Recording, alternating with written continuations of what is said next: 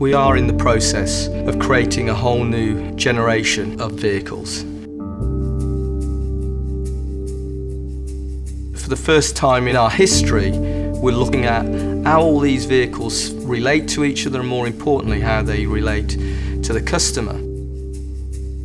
Great design is the gateway to customer desirability. It's about making that emotional connection. People say, what was the inspiration for the new Range Rover? Well, the inspiration is its heritage. And when you look at that original vehicle and look at the vehicle we have today, that lineage is clear. It was a case of capitalising on the strengths of the previous car, but also into a new vehicle that had its own personality. It's not a static-looking car. The volumes of the car are in tension, they're in movement. There are no fussy, contrived, superficial styling elements.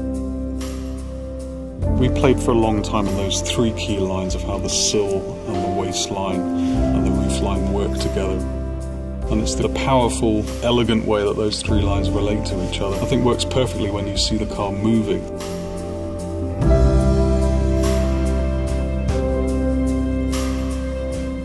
When you go to the interior, you open the door and you look into it. It is unmistakably a Range Rover.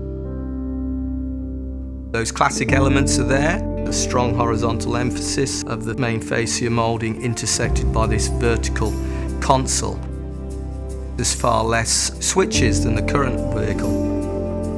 You soon start to see that this is a true luxury experience. The new Range Rover's leather is sourced from a company called Bridge of Wear in Scotland. They're the only leather supplier in the world that produces low-carbon leather. We have semi-aniline leather on our seats, very soft, very supple to hand. Veneering is a very traditional process. All of our wood is from sustainable forests. We still have traditional craftsmen that have been doing the job all of their lives. But we're using that now in combination with new processes.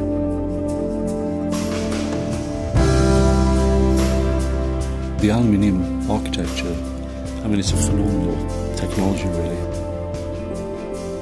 It's the world's first all-aluminium SUV. It's bonded and riveted to aircraft construction standards. Dynamically, the car is a revelation.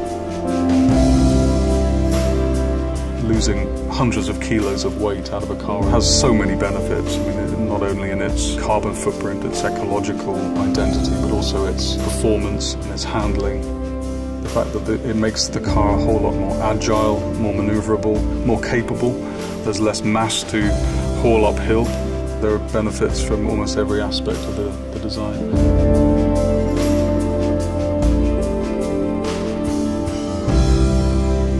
The aluminium then inspired us further in terms of visually lightening the interior design of the car. The panoramic roof is going to flood the interior with light, enhancing the feeling of cleanliness of the interior. I'm really pleased with the way that the design has evolved but still maintained that very clear Range Roverness. That's the best bit, I think.